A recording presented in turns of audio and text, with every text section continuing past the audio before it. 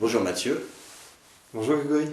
merci de nous accorder cette interview au sujet de l'étendue de ton univers professionnel. Tu es ostéopathe, kiné et autre chose dont tu vas nous parler.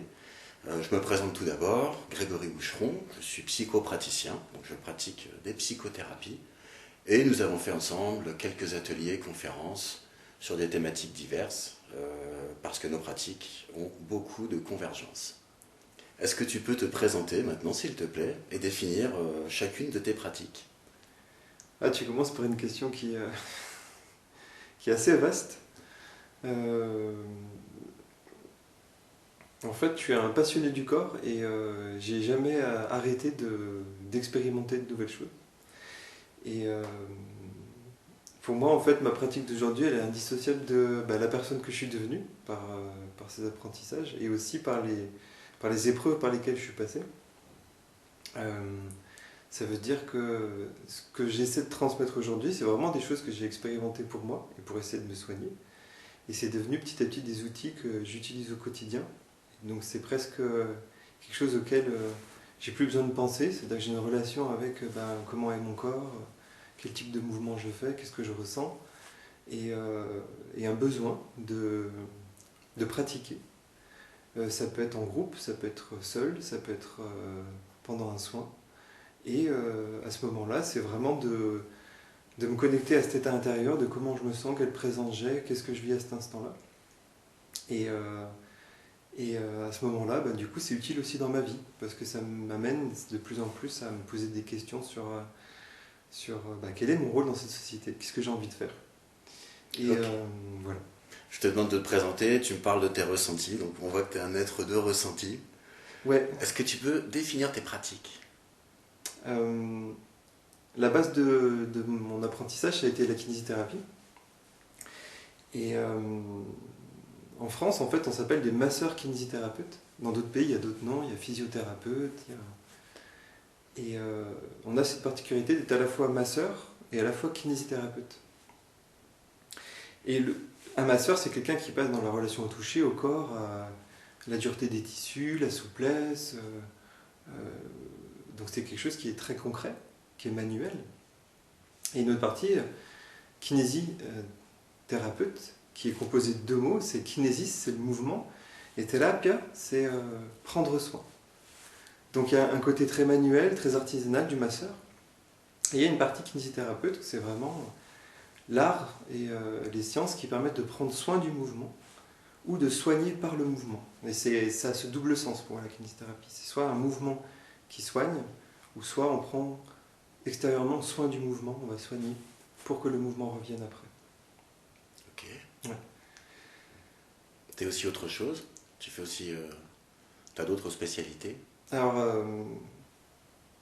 dans la kinésithérapie, c'est un champ qui est immense. Et du coup, je me suis quand même spécialisé, par exemple, je ne suis pas compétent dans la pédiatrie. Je ne m'occupe pas d'enfants en bas âge, parce que je n'ai pas développé ce champ de compétences. Donc je sais que c'est un endroit dans lequel je n'ai pas mon domaine d'expertise, donc j'y vais pas. Donc même au sein de la kinésithérapie, en fait, j'ai une maîtrise que sur une petite partie de la kinésithérapie. Les gens qui sont spécialisés dans la kinésithérapie respiratoire, qui font des suivis de personnes qui ont des mycoviscidoses ou des choses comme ça, qui demandent des compétences très spécifiques et vraiment un savoir-faire. Moi, je m'en occupe pas, c'est pas mon champ de compétences.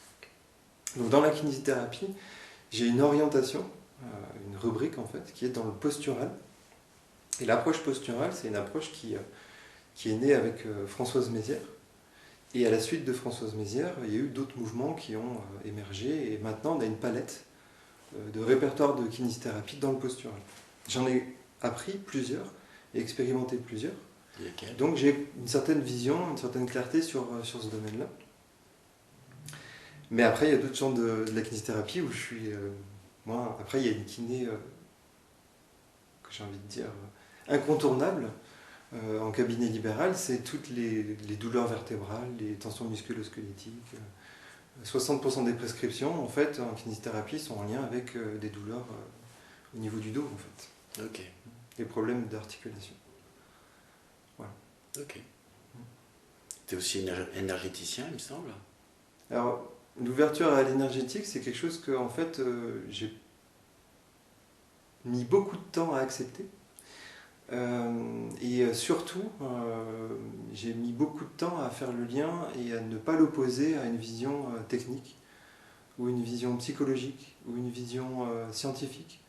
Et que c'est juste un aspect, et que en tant que praticien, on est aussi beaucoup dans du rapport humain, et puis des fois la biomécanique, eh ben, elle se trompe.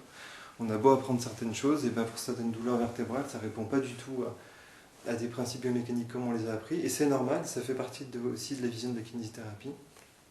Et il y a aussi un côté création d'exercices sur mesure, de sentir comment la personne, quel type de technique on va plutôt apporter plutôt qu'une autre, et qu'il y a toujours des raisons et des choses qui sont des fois assez complexes. Je prends un exemple, si on a une personne qui a besoin d'une maladie neurologique dégénérative, on ne va pas du tout avoir les mêmes attentes et les mêmes orientations envers une personne qui vient et qui est plutôt en bonne santé et qui en tombant s'est fait un lumbago, par exemple. C'est pas la même prise en charge.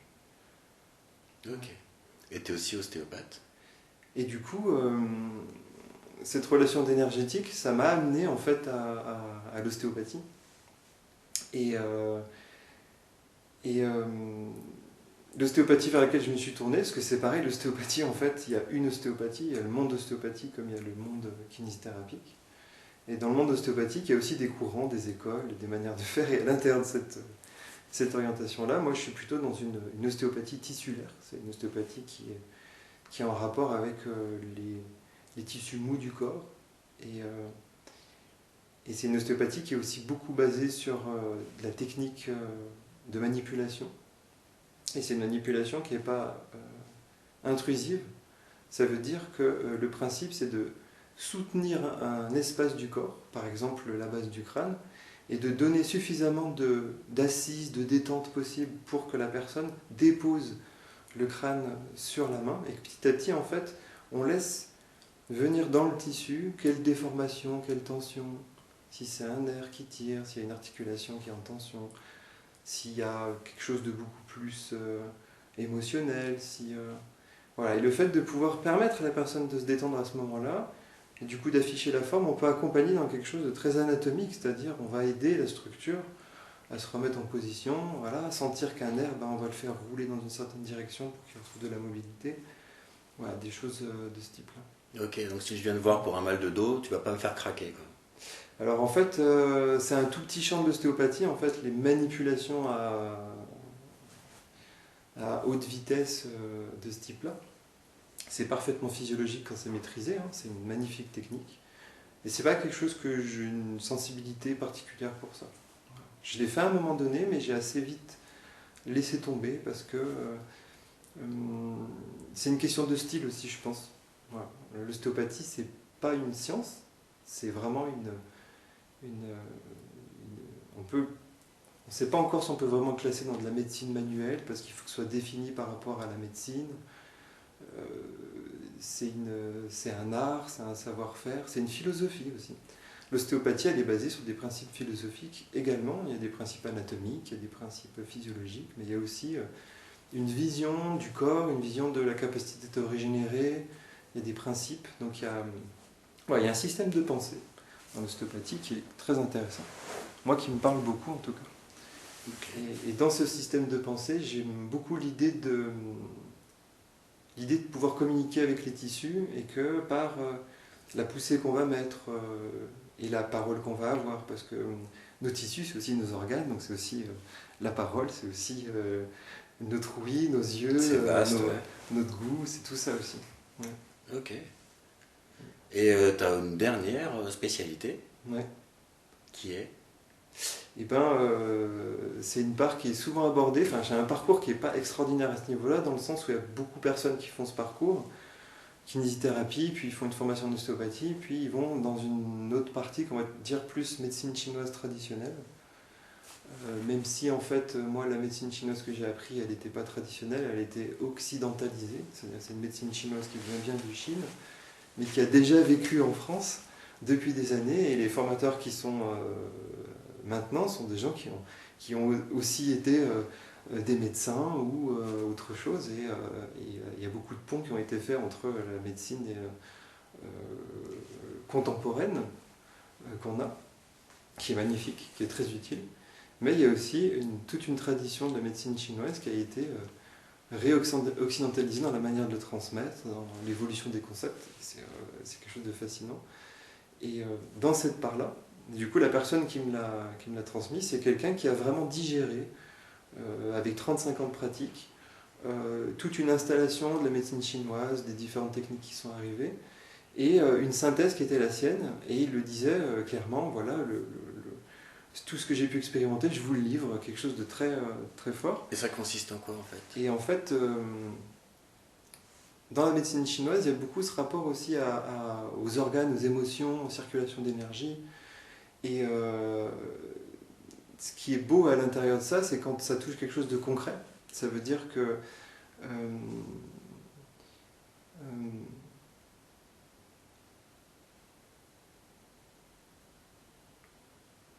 ça a été une longue question pour moi, comment faire en sorte que une vision intuitive du soin, qui est dans une branche de la médecine chinoise traditionnelle très importante, parce qu'ils avaient une logique de maître à l'époque, et du coup il y avait quelqu'un qui avait acquis une maîtrise du ressenti, de la force du corps, de l'équilibre, et c'est des personnes qui se regroupaient, travaillaient ensemble, et ont élaboré des systèmes, et puis ils ont fait des tas d'expériences très concrètes pour définir des choses anatomiques. Et ils n'avaient pas toutes les connaissances qu'on avait maintenant, et il y a eu plein d'erreurs anatomiques qui ont été faites. Mais c'est pas grave, parce que ça a permis d'avoir vraiment un système extrêmement cohérent. Et ce système-là de la médecine chinoise a été digéré par tout un tas de personnes qui ont fait de la neuroscience, qui ont été médecins, qui ont été biologistes. Et on ne se rend pas compte aussi que dans le milieu des chercheurs, parce que ça m'a intéressé vraiment de voir qui produisait en fait ces connaissances-là. Et du coup, il y a eu toute une intégration. Je donne un simple exemple, mais l'arrivée de l'acupuncture chez les sages-femmes, lors des accouchements, avec certains hôpitaux qui ont vraiment mélangé un art de l'acupuncture qui n'était pas simplement, par exemple, la piqûre d'un point particulier pour que le bébé se retourne, mais de l'acupuncture dans l'accompagnement à l'accouchement. Donc pendant le processus d'accouchement, voilà, dans un milieu médicalisé, en hôpital, avec des résultats extrêmement intéressants. Donc c'est fascinant de voir que ça a eu toute une digestion aussi dans cet art occidental, mais que derrière il y a toujours un esprit quand même d'aller quand même, à nouveau j'y reviens, mais dans un monde sensible, dans un monde corporel, dans un monde qui fait confiance aussi aux intuitions, et que c'est important d'être technique, mais qu'aussi il y a tout un aspect relationnel. Et en fait, moi quand je commence un soin, je rencontre toujours une personne, et c'est à partir de cette rencontre qu'il va pouvoir se définir quelque chose de possible, et qu'il va bien falloir que je trouve un accord avec cette personne pour qu'on se dise, ok, je peux vous apporter ça sur ce domaine, je pense. Et la personne dit d'accord, ou m'oriente vers autre chose parce que ça lui plaît pas, ou parce que... Et ça, c'est des choses qui demandent du temps. Il y a une confiance à mettre en place parce que il y a des gens qui viennent et qui, je le dis clairement, ont des morceaux à lâcher, vraiment des choses importantes. Et je suis impliqué profondément quand je travaille parce qu'il y a cette dimension de la relation humaine qui est centrale. Et du coup, je laisse venir des sensations à mon corps, parce que chaque personne, pour moi, chaque présence, chaque parole, chaque posture a un sens. J'ai quand même un métier bizarre où, pendant des années où j'ai pratiqué que la rééducation posturale, les gens étaient en sous-vêtements la plupart du temps, sauf pour les personnes qui étaient pudiques. Mais j'avais besoin de ça parce que dans le postural, on voit se dessiner sur le corps les chaînes de tension, la manière dont la personne a de lutter ou de dépenser une énergie incroyable pour faire une mobilité particulière. C'est un traitement qui est assez installé dans le temps. Il y a un rapport à l'espace et au temps qui est très ralenti, parce qu'on a un travail expiratoire assez particulier, à des moments particuliers, et que du coup le temps ralentit. Voilà. Et du coup les tensions du corps s'expriment. Et j'ai pu voir vraiment, j'ai cette chance, je pense, et d'avoir pu voir comment le corps se met en tension, se détend, se tord, se décrispe, se met à respirer. Et c'est toujours des choses qui sont très touchantes pour moi pour faire ça. Et après, il y a bien sûr tout un support technique, c'est une méthodologie, voilà. Mais c'est indissociable de ça pour moi. Et Françoise Mézières disait que la kinésithérapie était la communication de deux êtres. Et je trouve que c'est quand même une vision assez dingue de la kinésithérapie. C'est là aussi où on voit le rapprochement entre nos pratiques, c'est qu'il y a une dimension dans ce que tu fais vraiment très thérapeutique. Ouais. Ça, tu as accès aussi au ressenti de tes patients, tu as accès parfois à leur vécu, et ça, du coup, tu le traites par le corps, mais on voit aussi que l'énergie déployée, on peut dire qu'elle est spirituelle, mais pour moi, elle est surtout psychique et elle est concrète, du coup. C'est une aide concrète que tu apportes à travers et ton savoir-faire et ce que tu es toi, tes propres ressentis. Ça, est-ce qu'on peut dire que ça te caractérise particulièrement ou pas, dans le mélange de ces différentes pratiques? Comment elles se complémentarisent toutes? Du coup, je réponds à ta question avec beaucoup de retard, mais j'arrive à la branche de la médecine chinoise que j'ai faite. Ça s'appelle le Qinei Tsang. Et en fait, c'est des moines qui pratiquaient du coup beaucoup de méditation, de contemplation, et qui pouvaient vivre des états psychiques particuliers, des états profonds, des états de conscience modifiés. Et certains étaient plus dans de la mystique, même carrément. Mais ces moines-là, avec leur vision taoïste, avaient besoin de reconnecter aussi la Terre. Et il fallait que ces éléments-là de transformation passent par le corps et le ventre et soient digérés et soient évacués ou assimilés ou détoxifiés. Voilà. Ok. Et du coup, c'était vraiment une pratique des organes, de massage des organes, de Qigong, c'est-à-dire toutes les pratiques en médecine chinoise sont rangées dans ce qu'on appelle le Qigong.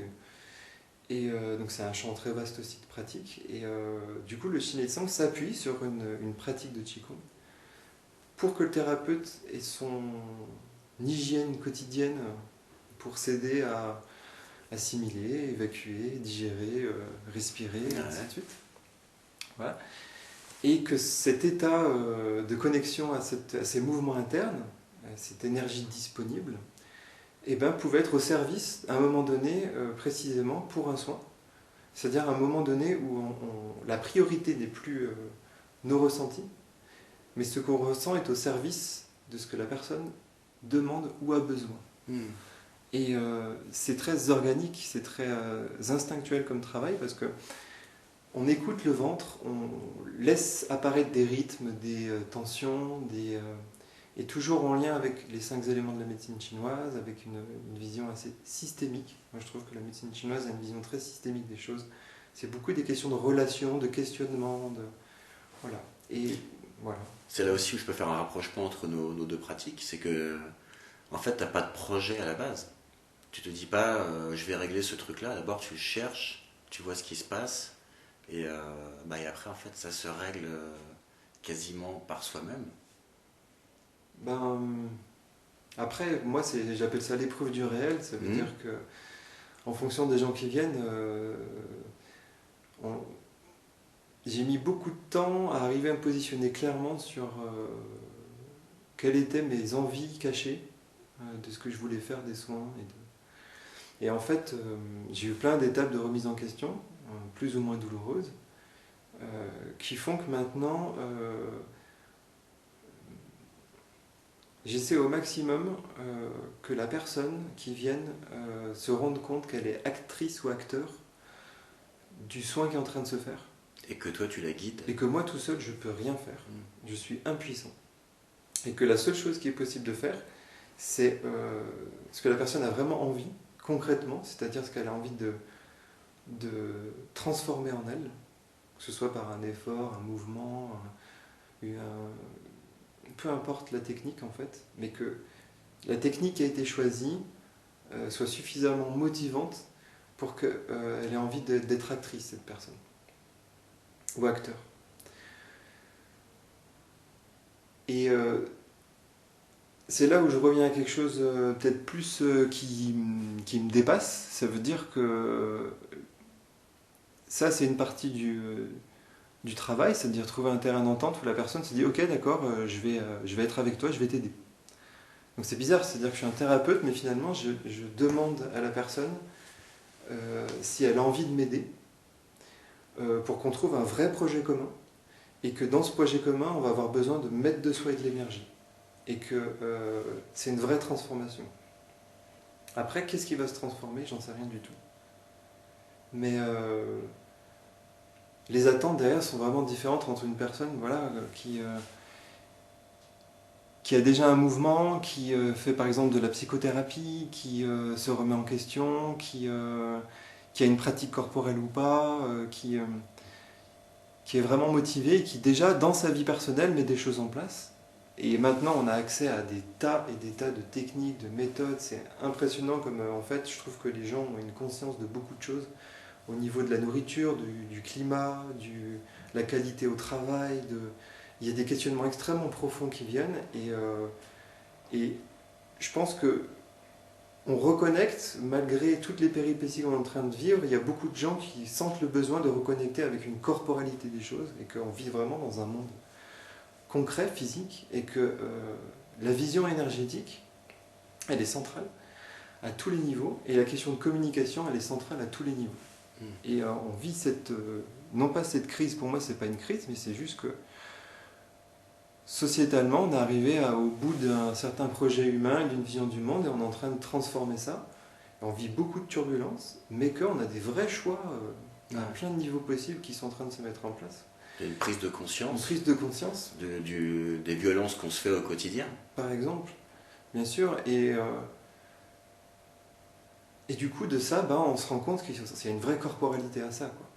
Ça veut dire l'importance de la relation sociale, du toucher, de la distance qu'on met les uns par rapport aux autres, des peurs sociétales qu'on a à rencontrer les gens. Et il y a vraiment tout un champ avec la psychologie qui est arrivée et qui fait que les gens sont beaucoup plus sensibles en fait. Mm-hmm. Et je pense qu'on met beaucoup l'accent sur le catastrophisme et qu'on ne se rend pas compte aussi qu'il y a des ouvertures géniales qui sont en train de se faire. Il y a des personnes qui sont des générations de médecins qui sont en train d'être formés et qui ont grandi, par exemple, en étant traités petits par des ostéopathes et qui ont peut-être eu des amis qui deviennent ostéopathes ou qui deviennent kinésithérapeutes. Et il y a vraiment des communications qui sont en train de se faire qui sont très intéressantes. Ouais. Ok. Est-ce que tu peux dire concrètement comment se passe une séance? Je rentre dans ton cabinet, comment ça se passe? Ça dépend, parce que si c'est une personne que j'ai jamais rencontrée qui arrive, ou une personne que je connais depuis 2 ans et qui a un traitement de fond, parce qu'il y a un vrai besoin pour diverses raisons, ou une personne pour quelqu'un que tu n'as jamais vu. Pour quelqu'un que j'ai jamais vu. Ok. Pour quelqu'un que j'ai jamais vu, la première chose c'est questionner pourquoi et qu'est-ce qui l'amène ici. Après d'écouter. Et puis petit à petit de poser quelques questions pour faire un petit peu plus le précis sur ce qui est le plus important. Mm-hmm. Et après je fais ce qu'on appelle une anamnèse. Et c'est très typé en fait, on retrouve ça en kiné, en médecine chinoise, et tout le monde fait en fait une forme de questionnaire pour avoir un petit peu plus d'informations. Mm-hmm. Et c'est pas le plus important pour moi dans la rencontre avec la personne. Parce qu'après avoir défini le sujet de ses attentes, moi il va falloir que je vois son corps, comment il bouge, pour pouvoir vraiment concrètement me faire une idée. Et après c'est très simple, c'est juste debout. Si la personne veut garder ses habits, elle peut garder ses habits. Si la personne est en sous-vêtements, elle est en sous-vêtements. Prendre une tenue légère, c'est mieux. Quelque chose qui ne serre pas le bassin. Ça, je le dis en systématique au téléphone, c'est vraiment venez avec une tenue confortable. Et du coup, dans le cabinet, on sera pieds nus. Voilà, c'est vraiment juste les contraintes de base.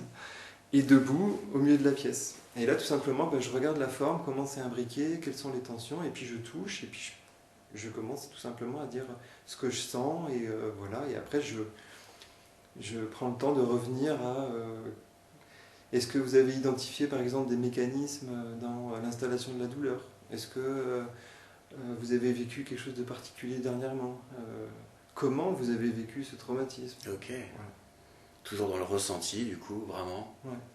Et là, ça se rapproche même d'un travail de psychanalyse, En fait, de psychothérapie. moi je suis pas psychothérapeute ni psychologue. Par contre, clairement, quand une personne vient et elle a un cancer et elle va être opérée bientôt et il y a beaucoup de peur et effectivement il y a toute une souffrance, tout un vécu et toute une transformation qui est en train de se vivre corporellement, émotionnellement et du coup dans l'esprit aussi. Et par la posture, par le toucher, par le fait de pouvoir se détendre, respirer, chaque personne va pouvoir aller explorer une partie d'elle-même, mais en fait, ce que j'appelle l'épreuve du réel, c'est que concrètement, l'effet le plus durable pour une personne, c'est quand la personne s'apporte ça elle-même. Hmm. Et par exemple, pour certaines personnes, accompagner la personne dans une gestuelle particulière, dans un mouvement particulier, ça va être libérateur d'une tension. Pour une autre personne, ça va être plutôt de dire quelque chose. Et ça a son importance. Et pour une autre personne, ça va être vraiment de faire un traitement, comment dire, mécanique. Voilà. Ok. Voilà. Et du coup, est-ce que tu maries parfois les pratiques pendant une séance? On va dire il y a toujours ces trois rubriques que j'aime bien. Kinésithérapie, plutôt dans l'idée, le massage et l'approche posturale. L'ostéopathie, plutôt dans une approche tissulaire. Au niveau de la médecine chinoise, c'est le Qinei-Tsang, ça veut dire la transformation des organes internes, qui passe beaucoup par le toucher, le massage du ventre. Et c'est aussi beaucoup une écoute des flux, en fait, des flux d'énergie. Et du coup, je peux piocher, en fait. Après, j'ai la chance aussi d'animer des ateliers, par exemple. Ok. Et du coup, c'est un autre cadre aussi de travail. Et c'est très intéressant parce que en cabinet, on est en tête-à-tête. Et du coup, une fois que la relation de confiance est installée, et quand j'ai voilà, fini la séance, voilà, j'ai fait un traitement, il a pu se passer ce que j'ai dit, on a discuté, il y a eu un traitement technique, n'importe quoi en fonction de la personne. Et puis à la fin, il y a une forme de bilan qui se fait, et ben du coup, la personne fait son propre bilan. Moi, je fais mon propre bilan, on en parle, et puis on voit ce qu'on a envie de faire. Ouais. Et ce qui se passe par rapport au début de séance? Exactement. Ok. Du coup, qu'est-ce que tu fais des résistances, par exemple? Elles sont fondamentales. Et moi aussi, je me heurte à mes résistances régulièrement en soins. Ok. Voilà, c'est... ouais. Il y a des fois, je suis dans des séances où je vis l'impuissance, et c'est une bonne chose. Et puis des fois, dans des séances, je vis une certaine satisfaction. Des fois, certaines séances, je peux être très touché. Des fois, dans certaines séances, j'ai l'impression qu'il y a quelque chose d'important qui s'est passé, mais j'entrevois, mais je ne sais pas forcément ce que c'est. Ça peut être très variable. Ok. Ouais. Des fois, ça peut être frustrant aussi une séance, mais très important et très utile pour la personne. Donc c'est surprenant. Ouais. Ouais, c'est vraiment un mélange de ces deux êtres qui se rencontrent avec leur résistance, avec leurs envies, leurs besoins. Ouais. Ok. C'est ce qui rend aussi du coup ta pratique, du coup l'ensemble de tes pratiques, ça devient ta pratique à toi si particulière En fait, et originale. c'est pas si original que ça parce que c'est toute la question la question de l'énergie et comment on définit l'énergie. Si je reste du coup dans une vision qui est quand même la mienne, qui est occidentale et qui a quand même une base un peu scientifique, pour moi l'énergie c'est un flux physique. Et ça rejoint une définition que les physiciens peuvent avoir, ça veut dire que c'est une grandeur mesurable et c'est une différence d'état d'un système. Donc ça veut dire que l'énergie, c'est un système qui a un état, et puis il se transforme, il a un autre état, et on peut quantifier cette transformation. Cette transformation, ça peut être la température, ça peut être la couleur, l'état chimique, ça peut être tout un tas de choses. Et, euh, et du coup, le flux d'énergie, il est physique pour moi. Ça veut dire qu'il est concret. Et pour moi, une énergie qui se libère, ça peut être aussi une émotion qui s'exprime. Une énergie qui se libère, c'est aussi une certaine pression donnée sur un muscle quand je fais le massage. C'est l'énergie mécanique, c'est concret. Mais aussi un flux d'énergie, ça peut être aussi un moment donné où je me détends, parce que je sens que dans la manière de tenir, par exemple, une cheville d'une personne qui a une entorse, ou, fait que j'ai une certaine crispation, et du coup, il faut que moi aussi je me détende, donc je vis mes résistances, je me détends pour pouvoir permettre à la personne d'avoir le maximum de confort. Donc j'essaie de trouver le maximum de confort dans ma manière de travailler. Ah, les choses se font avec justesse. Ouais. Ok. Ouais. Dans le ressenti. Ouais. Et c'est important parce que ça met dans des états particuliers. C'est-à-dire que des fois, je peux volontairement choisir de faire une technique puissante. Et donc je vais prendre le temps de me positionner et je vais tester les tissus et voir quelle intensité j'ai besoin de mettre. Et c'est des moments de présence qui sont assez forts parce que je sais que par exemple si je vais aller travailler une articulation qui est vraiment en raidie, mais que le problème c'est que les tendons autour ils sont en train d'adhérer sur les nerfs, sur les fascias, et que du coup le genou il peut pas tourner dans une certaine direction. Et je sais que quand je vais aller travailler dans ce tissu plus en profondeur, la personne va peut-être souffrir. Il faut que je dose ça, cette quantité. C'est important de pouvoir être très présente pour dire ok d'accord. La personne, si elle ne ressent pas cette tension, du coup elle ne peut pas s'en libérer parce que c'est vraiment ça colle. Et le tissu a perdu son élasticité. Voilà, le tissu nerveux il est inflammé, c'est dommage, mais voilà, ressentir. Et du coup, c'est une relation très particulière parce que j'aimais pas de jugement sur les moments de détente ou parfois de plaisir aussi. C'est-à-dire que quelqu'un qui, une fois qu'elle sort du soin, qu'elle se lève et qu'elle me dit par exemple, waouh, cette libération-là, ce souffle que je sentais pas au début, sensation de légèreté, c'est très satisfaisant. Ça, c'est ce que tu apportes du coup le plus à tes patients, cet apaisement dans la pertinence du soin du coup. Ça veut dire que il y a des fois, en fin de soin, il y a des personnes qui se mettent à me raconter quelque chose. Et en fait, à ce moment-là, c'est très important. Et j'ai l'impression qu'ils m'apprennent quelque chose. Ok. Et c'est des retours. Et ça peut être très, très variable. Et c'est pour ça que je dis satisfaisant, parce que c'est... Voilà, il y a un moment donné où... il y avait beaucoup de désir d'aider, d'être efficace, d'avoir un projet. Ouais, et puis surtout une envie de presque, comment dire, de besoin de se valider dans est-ce que je fais, si ce que je fais c'est bien ou c'est mal. Et du coup, de sortir de cette vision aussi, ce que je fais c'est bien ou mal, avec beaucoup de jugement. Donc du coup, il y avait quelque chose de très boulimique dans mon envie de connaissance, d'apprendre, de me former.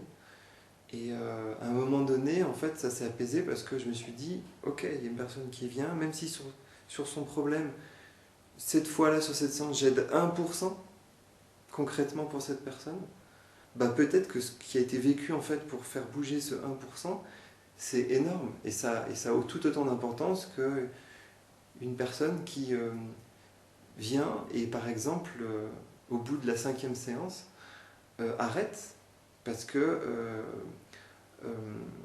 le projet ne convient plus. Donc voilà. Mais pour moi, ce 1% qui doit bouger, c'est celui qui est primordial avant le reste, c'est ça? Et du coup, faire bouger le reste ensemble, ça n'a pas trop de sens. Et du coup, il faut vraiment aller vers là où c'est pertinent. Même si c'est 1%, c'est énorme, c'est un apaisement. Et si tu as le projet de guérir ou que le patient aille 100% mieux en partant, c'est juste pas possible. Et il n'y a aucune pertinence à ça d'ailleurs. Des fois c'est ça aussi, des fois c'est même accompagner des personnes dans des moments durs, et du coup on sait que quand on va avoir ce soin-là, il y a des choses fortes et dures qui vont être vécues. Et du coup c'est un accompagnement, et le projet commun en fait il se transforme avec le temps, et c'est pas moi qui guide comment dire, un processus de soins. On crée un processus de soins avec la personne qui vient en soins, séance après séance, et la rythmique, la manière de prendre les séances aussi est très personnalisée. C'est-à-dire qu'il y a des personnes, je sais que j'ai pas besoin de leur demander s'ils veulent revenir. Ils vont digérer leur séance, ils ont profité de ce moment pour transformer quelque chose, et ils savent qu'ils vont l'utiliser, ça va durer un certain temps. Et il y a d'autres personnes, par exemple, qui m'appellent que quand ils sont dans un état plus ou moins d'urgence. Je sais que ils fonctionnent plutôt comme ça. Et que sur le fait de transformer ça, c'est pas la question, c'est juste qu'il y a des moments, ils ont besoin de venir. Il y a certaines choses qui savent qu'ok, ça marche, ça règle ça. Et donc ça permet de continuer à fonctionner d'une certaine manière. Avec un apaisement ponctuel. Ouais, c'est ça. Et il y a d'autres personnes qui viennent et qui sont vraiment dans une difficulté particulière. Voilà. Moi, je trouve qu'il y a beaucoup de modifications à ce niveau-là, dans le sens où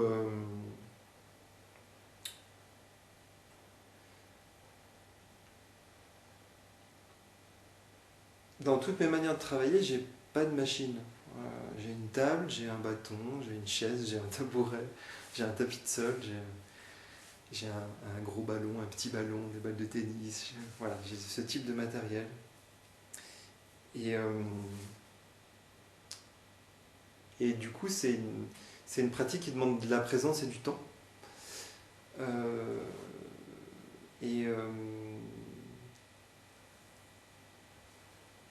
Je sais pas comment te dire. Ok.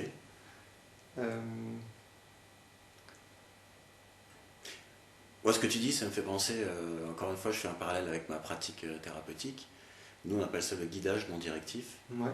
C'est-à-dire que vraiment, je suis à côté du patient, il n'y a pas de position de pouvoir, on est au même niveau, donc il y a ce côté humble et questionneur. Si j'ai un fil rouge en séance, si j'ai ma direction et que c'est pas la sienne, il n'y a aucune pertinence à ce soin que je vais apporter. Et j'ai l'impression que toi, il y a beaucoup de ressemblances avec ça. C'est vraiment ce guidage non directif qui est déjà apaisant rien que par l'écoute bienveillante. Voilà. Et du coup, est-ce que tu peux me dire concrètement ce que tu apportes à tes patients quand ils repartent, justement, la plupart du temps? Qu'est-ce que tu leur as apporté? C'est une exploration. Ok. Ouais. En fait, le corps, il aime beaucoup la diversité, en fait. Et il aime beaucoup bouger différemment, sentir des choses différentes. Et le corps, il est très plastique, ça veut dire qu'il a une vraie mémoire de forme. Et plus ce corps, il a la capacité de pouvoir se déformer, d'absorber les chocs, et plus il est capable de vivre des variétés, j'ai envie de dire, d'ambiances différentes, plus il va pouvoir être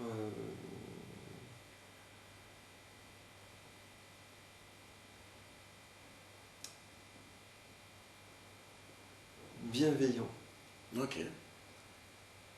Et le confort interne, il est très lié à la capacité qu'on a d'être bienveillant envers soi. Et j'espère, pour répondre vraiment à ta question, que par mes soins, j'apporte une exploration de ce rapport bienveillant au corps pour qu'il puisse livrer des choses. Et c'est une exploration d'une part de soi-même. Et du coup, comme je te disais tout à l'heure, ça peut passer par quelque chose du mouvement ou de la parole ou d'un exercice particulier ou d'un traitement ostéopathique, médecine chinoise. Enfin, c'est très varié. Ok. Ouais. C'est une belle complémentarité. Bravo. Parce que je pense que c'est énormément de travail aussi pour maîtriser tout ça. Beaucoup d'heures et de pratiques. Ou comme tu dis aussi, chaque patient apprend quelque chose à chaque fois. Là, je me reconnais aussi là-dedans. Et on peut les remercier, ces patients qui nous apportent bien plus qu'ils le pensent. Et écoute, voilà, quel sera le mot de la fin pour toi?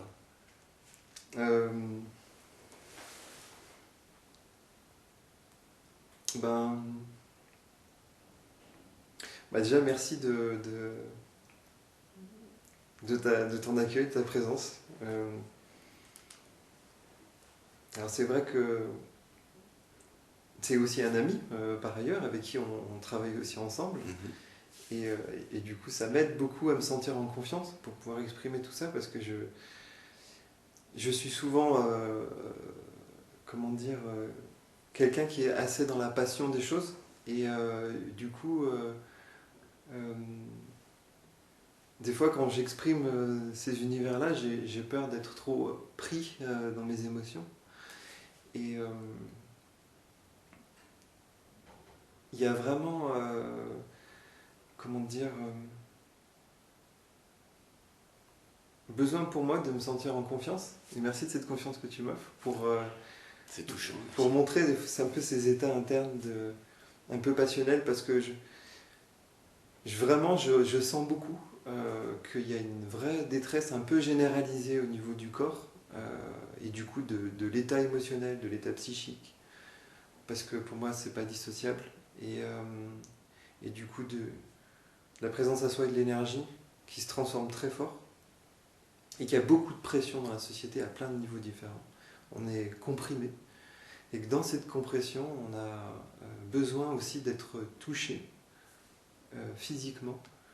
Et que vraiment, l'être humain, pour moi, c'est aussi un animal qui est fait avec ses sens, et que on a besoin de ce contact humain qui soit, par exemple, la chaleur de la voix. Et, euh, et merci pour ça, parce que je trouve que quand tu es en atelier, tu as cette puissance d'apporter quelque chose de chaleureux dans ta voix et de très soutenant. Et du coup, ben, ça me permet de montrer des facettes de moi. Et merci beaucoup pour ça. Merci pour ce partage, merci. Et on invite nos auditeurs à s'ouvrir à leurs ressentis.